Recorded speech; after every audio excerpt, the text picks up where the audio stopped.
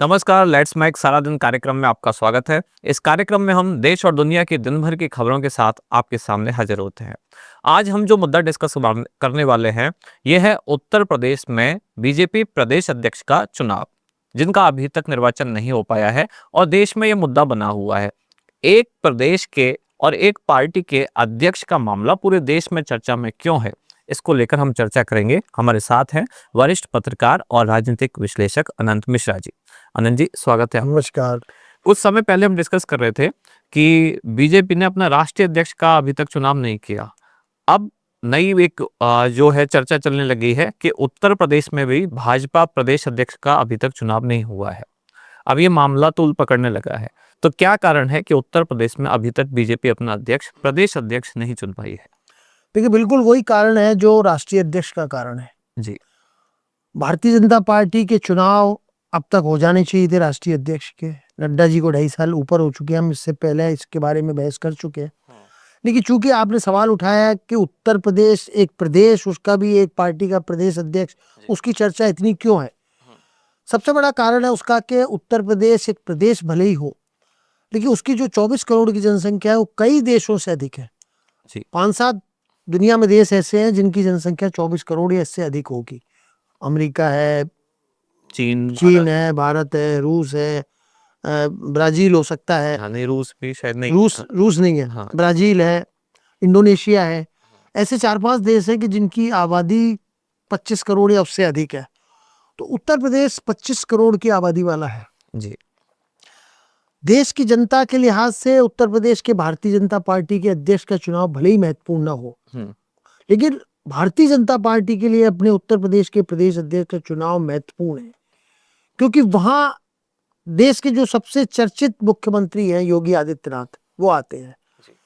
जिस तरह राष्ट्रीय अध्यक्ष को लेके अटकलों का बाजार गर्म है कि कौन अध्यक्ष बनेगा, क्या होगा, क्या नड्डा जी की जगह जो अध्यक्ष लेगा वो यूपी से होगा, बिहार से होगा, दक्षिण से होगा, महिला होगा। ठीक इसी तरह उत्तर प्रदेश में एक मूल अंतर राष्ट्रीय अध्यक्ष और उत्तर प्रदेश में जो अंतर है, राष्ट्रीय अध्यक्ष जेपी नड्डा का कार्यकाल जनवरी 2020 से शुरू होता है और वो 5.5 साल हो गए, 2.5 साल ऊपर हो गया। लेकिन उत्तर प्रदेश के जो भारतीय जनता पार्टी के अध्यक्ष भूपेंद्र चौधरी, उनका कार्यकाल अभी 3 साल पूरा हुआ है। 3 साल निर्धारित है, पर चूंकि राष्ट्रीय अध्यक्ष का चुनाव होना है, उसमें उत्तर प्रदेश से 80 वोट है। जो भी भारतीय जनता पार्टी के 80 लोकसभा सांसद राष्ट्रीय परिषद के लिए चुने जाते हैं। तो उत्तर प्रदेश के पार्टी चाहती है कि उत्तर प्रदेश के प्रदेश अध्यक्ष का चुनाव हो जाए, राष्ट्रीय कार्यकारिणी सदस्यों का चुनाव हो जाए, उसके बाद चुनाव हो तो ठीक रहेगा। जी। जिस तरह राष्ट्रीय अध्यक्ष को लेके गहमा गहमी है या पर्दे के पीछे खींचतान है, पर्दे के पीछे संघ और भारतीय जनता पार्टी के जो आला कमान है उनमें एक नाम को लेकर शायद मतैक्य नहीं हो रहा, ठीक वैसी ही स्थिति उत्तर प्रदेश में समझ में आती है। उत्तर प्रदेश में योगी आदित्यनाथ चाहते हैं कि जो अध्यक्ष बने हैं वो उनके साथ मिलके चले, उनकी कार्यशैली से मेल खाता हुआ हो। चर्चाएं ये हैं कि जो केंद्रीय आला कमान है वो बैलेंस रखना चाहता है कि उत्तर प्रदेश में अगर योगी आदित्यनाथ सरकार में है तो संगठन में एक ऐसा व्यक्ति हो जो उनकी बात में यस मैन नहीं हो, वो अपनी स्वतंत्र विचारधारा, वो स्वतंत्र रूप से कार्य करना है। और चर्चाओं में जो है उसमें कि गृह मंत्री जो अमित शाह हैं केंद्र में, वो जो उत्तर प्रदेश में उप मुख्यमंत्री केशव प्रसाद मौर्य को अध्यक्ष बनाना चाहते हैं। जी। आपको पता हो, ज्यादातर लोगों को पता होगा कि योगी आदित्यनाथ और केशव प्रसाद मौर्य, उनमें बिल्कुल 36 का आंकड़ा है, दोनों में नहीं बनती। तो योगी जी की इच्छा शायद ये होगी कि केशव प्रसाद मौर्य नहीं बने और कोई बन जाए तो उनके लिए सूटेबल रहेंगे। अगर केशव प्रसाद मौर्य बनते हैं तो दोनों के बीच टकराव होगा और आला कमान ये चाहता होगा कि शायद योगी जी को इतना फ्री एंड सरकार चलाने में दे रखा, उतना संगठन में कोई अपना ऐसा आदमी हो तो उसको बैठाना ज्यादा लगता हो। शायद इसीलिए बार बार तारीखें आती हैं कि अब होगा यूपी का अध्यक्ष का चुनाव होगा, लेकिन अभी कोई मतैक नहीं बैठ पा रहा। और 3 दिन पहले ही योगी जी आदित्यनाथ दिल्ली आए, प्रधानमंत्री अमित शाह से उनकी मुलाकात हुई, जेपी नड्डा जी से भी मिले। तब ये लगा था कि शायद कोई हल हो गया हो और उसका कुछ आता, तब तक ये कल उपराष्ट्रपति के इस्तीफे से जो हुआ तो शायद बीजेपी का जो आला कमान है उसकी चिंता अभी उपराष्ट्रपति का जो इस्तीफा हुआ अचानक अप्रत्याशित रूप से, और राजनीतिक हलकों में उसको लेके अलग तरीके के कयास लगाए जा रहे हैं। तो भारतीय जनता पार्टी आलाकमान की अभी प्राथमिकता शायद उपराष्ट्रपति का जो इस्तीफा हुआ उसके बाद सब पे परिस्थितियों को सामान्य करने की रही होगी। और यूपी के अध्यक्ष का चुनाव अगर 5 दिन बाद 10 दिन बाद भी होता है तो कोई बड़ी बात नहीं है। इस बार जो लोकसभा के चुनाव हुए और बीजेपी को अपनी उम्मीद के अनुसार उतनी सीट उसमें नहीं मिली, उतना अच्छा प्रदर्शन नहीं रहा। क्या इस बात को भी आधार बना के या दिमाग में रख के वहाँ देर हो रही है कि कोई ऐसा व्यक्ति अध्यक्ष बनाया जाए कि भविष्य में जो वहाँ चुनाव हो उनमें भाजपा वापस अपने वोटर को अट्रैक्ट कर सके? नहीं, बिल्कुल निश्चित रूप से उत्तर प्रदेश में राष्ट्रीय अध्यक्ष के चुनाव में अगर देर हो रही है तो समझ में आता है, क्योंकि उत्तर प्रदेश के प्रदेश के चुनाव में देर हो रही है। तो इसका जो आपने सवाल उठाया है बहुत अच्छा सवाल है।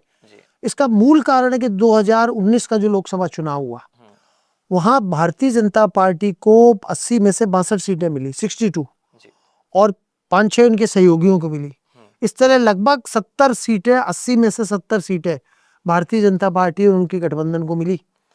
क्योंकि ये जो 2024 का चुनाव हुआ उसमें भारतीय जनता पार्टी को उत्तर प्रदेश से 62 से घट के 33, मतलब 29 सीटें कम हो गई।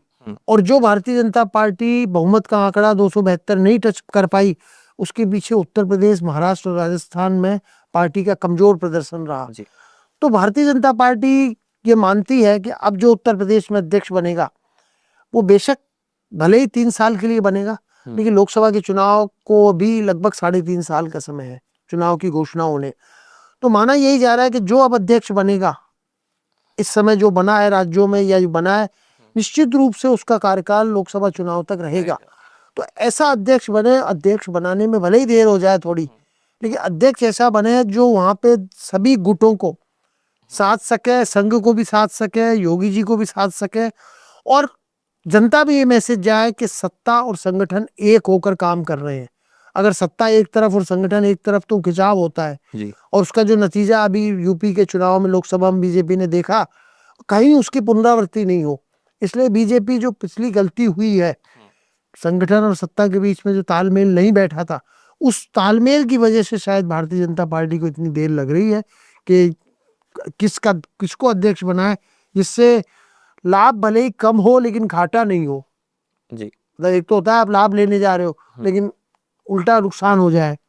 अच्छा, जो योगी आदित्यनाथ हैं, एक मुख्यमंत्री के तौर पर उनका कद बाकी पूरे देश के जो मुख्यमंत्री हैं उनसे थोड़ा ज्यादा है, या बीजेपी की जो मुख्यमंत्री हैं उनसे वो थोड़ा सा ज्यादा है। तो क्या उनका एक सीमा से बड़ा कद होना उत्तर प्रदेश में जो दूसरा पार्टी का अध्यक्ष बनना है उसके लिए रुकावट पैदा करता है? नहीं, बिल्कुल, ये तो देखो होता है, उत्तर प्रदेश के वो अध्यक्ष है, और उत्तर प्रदेश का जो भी अध्यक्ष होता है वो देश का सबसे बड़ा राज्य है और 24 करोड़ की पॉपुलेशन है। उसमें कई 7-8 राज्य आ जाते हैं, अगर छोटे छोटे राज्यों को जोड़े तो 7-8 राज्य आते हैं। उनका भी मुख्यमंत्री एक होता है और यूपी का भी एक होता है, लेकिन यूपी का उसमें 80 लोकसभा सीटें आती हैं। तो निश्चित रूप से जो तालमेल वाली जो आपने बात कही कि उत्तर प्रदेश में ऐसा अध्यक्ष जो बने पार्टी का, सबको साथ लेके चल सके, और देरी भले ही हो रही हो, चुनाव में जो दिखता है, या भारतीय जनता पार्टी ने जो सरकार में आने पर 2022 में जब सरकार दोबारा आई, बहुत लंबे समय बाद ये पहला अवसर है शायद मेरे हिसाब से एकाध कोई मुख्यमंत्री हो ऐसा जो 8 साल मुख्यमंत्री पद पे रहा हो लगातार। वरना अखिलेश यादव 5 साल एक बार रहे हैं, एक बार मायावती रही हैं, और बाकी उत्तर प्रदेश में ऐसे ऐसे मुख्यमंत्री रहे हैं, कोई 13 दिन, कोई 6 महीने, कोई 1.5 साल, कोई 2 साल, कभी राष्ट्रपति शासन लगे। तो लंबे पिछले 40-50 साल का जो लंबा काल है उसमें योगी पहले ऐसे मुख्यमंत्री हैं जिनको लगभग 8 साल का समय हो गया। तो ये उनकी जो लोकप्रियता बढ़ती है, तो राजनीति में हर पार्टी के लिए अगर उसके नेता की लोकप्रियता बढ़ती है तो वो पार्टी के लिए भी मजबूती का काम करती है। लेकिन जब आपस में स्वार्थ टकराते हैं तो एक का कद बढ़ेगा तो दूसरे का कद नीचा होगा जी। तो आप भारतीय जनता पार्टी में जो संघर्ष चल रहा है, सो कॉल्ड जो कहा जाता है, वो आज का संघर्ष नहीं है, वो आफ्टर मोदी जी। मोदी के बाद कौन, मोदी के बाद क्या अमित शाह या योगी, ये लड़ाई उसकी है। और उत्तर प्रदेश में जो पार्टी को नुकसान उठाना पड़ा उसका मूल कारण यही था कि टिकटों के बंटवारे में जो खींचतान चली, वो पार्टी अगर एकजुट होकर एक कैंडिडेट का चुनाव लड़ करती है, एक कैंडिडेट का। उसमें क्या हुआ, ये दिल्ली का कैंडिडेट, ये योगी का कैंडिडेट, ये दिल्ली का कैंडिडेट, ये योगी का कैंडिडेट। योगी अपनी कैंडिडेट को जिताने में लगे रहे, दिल्ली के लोग अपने कैंडिडेट जिताने में लगे रहे। उसमें पार्टी में जो गलतफहमियां हुई, जो दूरियां बढ़ी, जो गुटबाजी पनपी, उसका नतीजा भारतीय जनता पार्टी को उठाना पड़ा। और अब वो भारतीय जनता पार्टी उससे सबक लेके शायद ऐसा निर्णय लेना चाहती है जिससे एक रूपता की जाए कि भाई पार्टी संगठन एक मत है। और योगी का कद बढ़ रहा है, इससे निश्चित रूप से पार्टी के अंदर कुछ लोग असहज हो सकते हैं, हर पार्टी में होता है। इस बार समाजवादी पार्टी ने लोकसभा चुनाव में काफी अच्छा प्रदर्शन किया और उसके जो प्रमुख हैं अखिलेश यादव, उन्होंने एक पीडीए, पिछड़ा दलित आदिवासी नाम से एक नया कॉन्सेप्ट दिया। तो क्या बीजेपी ऐसा कैंडिडेट ढूंढ रही है जो उस पीडीए की काट ढूंढ पाए, यानी जातिगत समीकरणों को साध पाए? ऐसा कोई चेहरा सामने लाने में इसलिए देरी हो रही है? नहीं, हम देखिए कितना भी कहें राजनीति में जातिवाद गलत है, धन का गलत है, बाहुबल गलत है, लेकिन जब चुनाव जीतने का मौका आता है, जब चुनाव का समय आता है ना, तो हर पार्टी के लिए जातिवाद भी जरूरी हो जाता है, पैसा भी जरूरी हो जाता है, बाहुबल जो माफिया होते हैं उनको साथ लेना भी जरूरी हो जाता है। क्योंकि 20 लाख के वोटर में अगर कई सीटें 5-7-10 हजार से हारी जाती है, तो वहाँ जातिवाद का भी असर पड़ता है। निश्चित रूप से उत्तर प्रदेश, बिहार, 2-3 जो राज्य हैं जातिवाद के बड़े गवाह हैं, गढ़ हैं, जहाँ चुनाव जाति को लेके होता है। और जातियों को आप ये मान सकते हैं कि 90% वोटर ये इस जाति के साथ है जी। दलित जैसे एक जमाने में मायावती के साथ खुल के रहता था। उत्तर प्रदेश में समाजवादी पार्टी है, पहले मुलायम सिंह थे, अब अखिलेश यादव है। यादव और मुसलमान कमोबेश 80% वोट उनके साथ जाता है, क्योंकि उनको लगता है हमारी पार्टी है।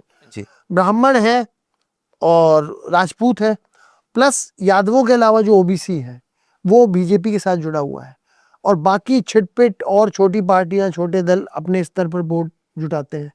तो जातिवाद का अगर हम ये इनकार करें कि नहीं, जातिवाद का अध्यक्ष को चुनने में या मुख्यमंत्री को चुनने में जातिवाद का बोलबाला नहीं होता, जातिवाद का असर नहीं रहता, तो गलत है। ये जातिवाद एक सच्चाई है हमारे भारतीय समाज की।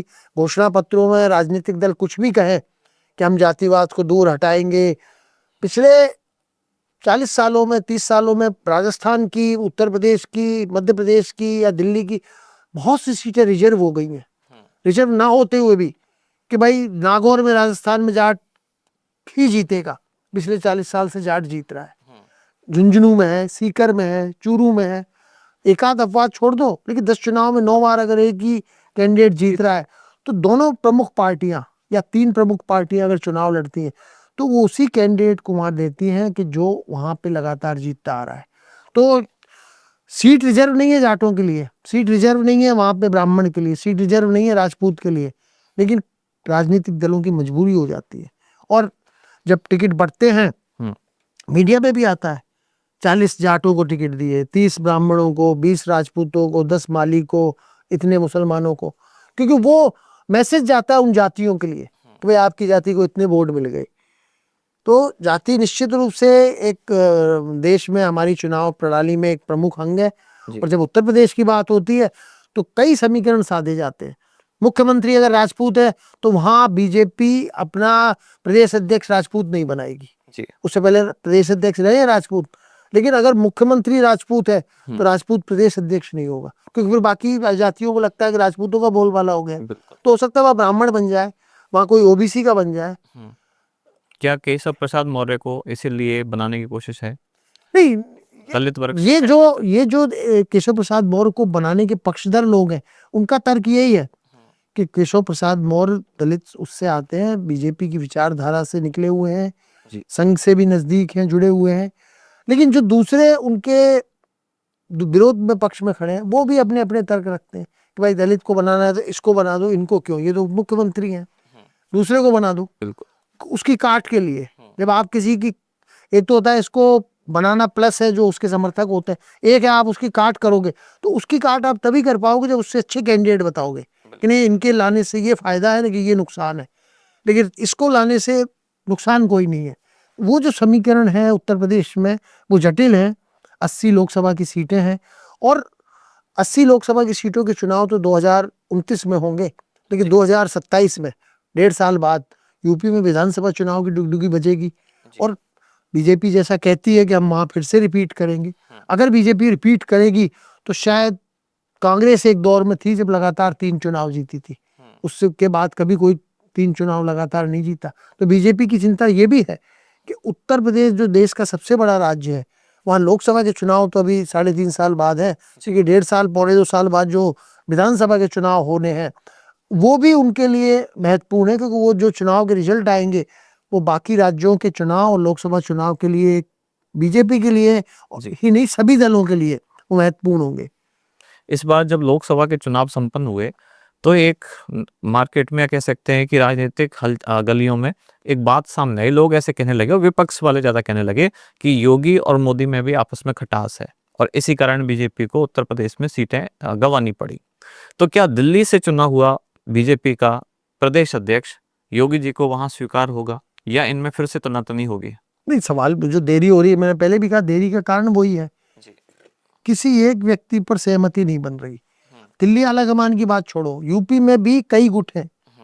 आज योगी जी मुख्यमंत्री बन गए, एक बार उन्होंने 300 से ज्यादा सीटें बीजेपी की झोली में डाली, पिछली बार 255 सीटें डाली, अपने दम पे पूर्ण बहुमत लेके आए। लेकिन उसके बावजूद वहां ऐसे संगठन हैं जो योगी जी 89 से सक्रिय हैं लोकसभा में जब चुनाव जीतते थे। लेकिन राजनाथ सिंह है, राजनाथ सिंह वहाँ पुराने चेहरे हैं, और स्वतंत्र देव सिंह हैं, कई ऐसे चेहरे हैं जो केशव प्रसाद मौर्य और योगी आदित्यनाथ से ज्यादा सीनियर हैं, उनके भी अपने अपने गुट हैं छोटे छोटे। तो जब चुनाव मुख्यमंत्री का हो या प्रदेश अध्यक्ष का, सभी दल की कोशिश ये रहती है कि हमारा जो आदमी है, हमारा आदमी से मतलब सब बीजेपी के आदमी है, सब कांग्रेस के आदमी होते हैं, लेकिन उसमें भी ये हमारा अपने गुट का है, हमारे गुट का है, हमारी जाति का है। तो वो जोड़ तोड़ हर पार्टियों में पहले भी रहे, आज भी होंगे, आगे भी होंगे। तो योगी आदित्यनाथ की तोड़ बीजेपी अभी वहां नहीं निकाल पाई है। निश्चित रूप से योगी आदित्यनाथ के अगर दिल्ली में आला कमान से मतभेद हैं जो कहे जाते हैं कि या दिल्ली से भेजे हुए आदमी को क्या वो स्वीकार होंगे, वो मतभेद है या नहीं है, हर पार्टी में होते हैं, बीजेपी में भी होंगे निश्चित रूप से। लेकिन आज योगी की तोड़ या योगी की काट नहीं है। और राजनीतिक हलकों में हम सुनते हैं कि मोदी के बाद योगी, जो एक सामान्य आदमी जो बात कहता है कि भारतीय जनता पार्टी में मोदी जी 75वें साल में चल रहे हैं, 2 महीने बाद 75 के हो जाएंगे, तो मोदी के बाद योगी, क्योंकि जिस लकीर को, जिस लाइन को मोदी ने खींचा है, आम लोगों का जो बीजेपी को वोट नहीं देते, ऐसे लोग भी ये मानते हैं कि मोदी ने जो लाइन शुरू की उस लाइन को आगे योगी बढ़ा सकते हैं। भारतीय जनता पार्टी में आज की तारीख में कोई ऐसा नेता नहीं दिखता। अमित शाह निश्चित रूप से अच्छे संगठन करता है, और आज केंद्र की राजनीति में, भारतीय जनता पार्टी की राजनीति में मोदी के बाद अमित शाह, राजनाथ आते हैं। उसमें अमित शाह का नजदीक, मोदी के ज्यादा नजदीक है, उनकी वर्किंग गुजरात से काम किया है। लेकिन आम लोगों का मानना है, जो बीजेपी के कट्टर कार्यकर्ता नहीं है, जो बीजेपी के समर्थक है विचारधारा से, उनका ये मानना है कि मोदी के बाद योगी। तो योगी क्या मोदी के बाद दिल्ली जाएंगे या उनको रोकने की तैयारी जो दूसरे खेमे के लोग हैं वो करेंगे? तो वो शह और मात का जो खेल है, लोकसभा विधानसभा अलग होता है, लेकिन उसमें प्रदेश अध्यक्ष का चुनाव है, इसमें शह मात का खेल है ये, कि अगर अभी इसमें योगी की पसंद का आदमी आ गया तो निश्चित रूप से आने वाले विधानसभा चुनाव और लोकसभा चुनाव में योगी के लोगों को टिकट ज्यादा मिलेंगे, अपने लोग कट जाएंगे। अपने लोगों को सेट करने के लिए ये जो अध्यक्ष के चुनाव होते हैं ये भी बहुत महत्वपूर्ण होते हैं। देश की जनता का इस पे इसलिए ही ध्यान है कि सबसे बड़ा राज्य है, और भारतीय जनता पार्टी राष्ट्रीय अध्यक्ष की तरह उत्तर प्रदेश में भी चुनाव में अटकी हुई है, नहीं कर पा रही अपने प्रदेश अध्यक्ष के चुनाव, इसलिए चर्चा का विषय है। और अगर ये अभी उपराष्ट्रपति के इस्तीफे वाला घटनाक्रम नहीं हुआ होता तो शायद आने वाले 2-4 दिनों में उत्तर प्रदेश में भारतीय जनता पार्टी के अध्यक्ष को लेकर अटकलें ज्यादा होती, क्योंकि योगी आदित्यनाथ मोदी जी से, अमित शाह से और राजनाथ सिंह से मिले, वो जेपी नड्डा जी से मिले हैं, तो उसमें निश्चित रूप से इस पे कुछ ना कुछ बात हुई होगी, कुछ सहमति बनाने के प्रयास हुए होंगे। जो मतभेद हैं उन मतभेदों को कम करने की कोशिश की गई होगी, क्योंकि हो सकता है अभी ये उपराष्ट्रपति वाला जो मुद्दा उछल गया है तो यूपी के चुनाव बाद में हो, लेकिन जब भी होगा, जो भी बनेगा, उस पर देश की नजरें जरूर रहेंगी। वो चाहे आम कार्यकर्ता हो चाहे आम व्यक्ति हो।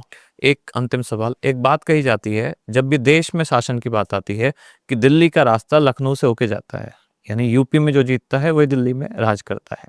तो अब ये जो प्रदेश अध्यक्ष का चुनाव है, ये देश की राजनीति पर कितना असर डाल सकता है?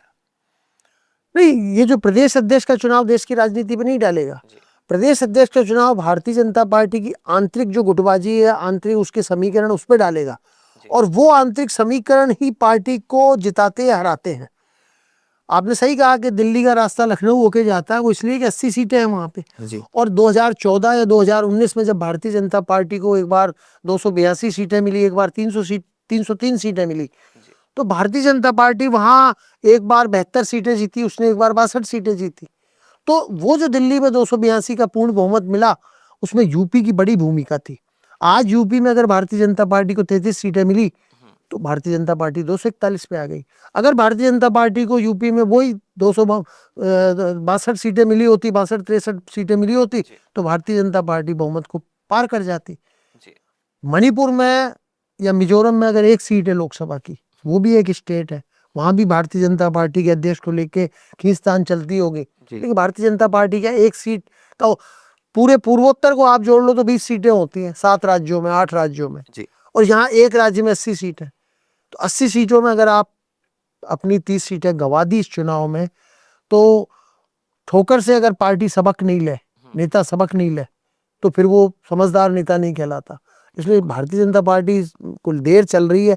यही कारण है कि उत्तर प्रदेश जो विधानसभा के चुनाव है, फिर उसके बाद जो लोकसभा के चुनाव है, और दिल्ली की जो गाड़ी है वो लखनऊ होकर गुजरती है, इसलिए भारतीय जनता पार्टी आला कमान का लखनऊ रेलवे स्टेशन पर ज़्यादा ध्यान है कि यहाँ से जो गाड़ी गुजरे दिल्ली आए, उसमें कोई व्यवधान नहीं हो, कोई बीच में लाल बत्ती नहीं आए, कहीं रोकनी नहीं पड़े, और वो आगे के लिए उनकी पार्टी के लिए शुभ संकेत रहे।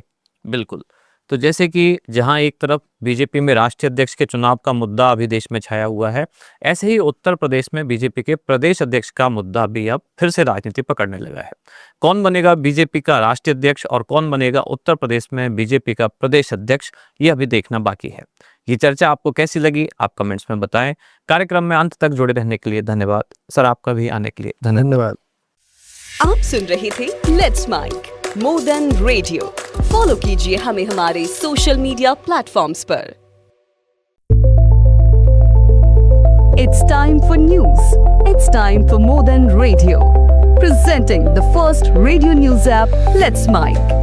Let's Mic, a news-based app on your phone where you get to watch and listen news, talk shows, interviews, radio show podcasts. On Let's Mic, you get all relevant information of TV, print, radio, podcast, and digital. Let's Mic talks about every segment of life.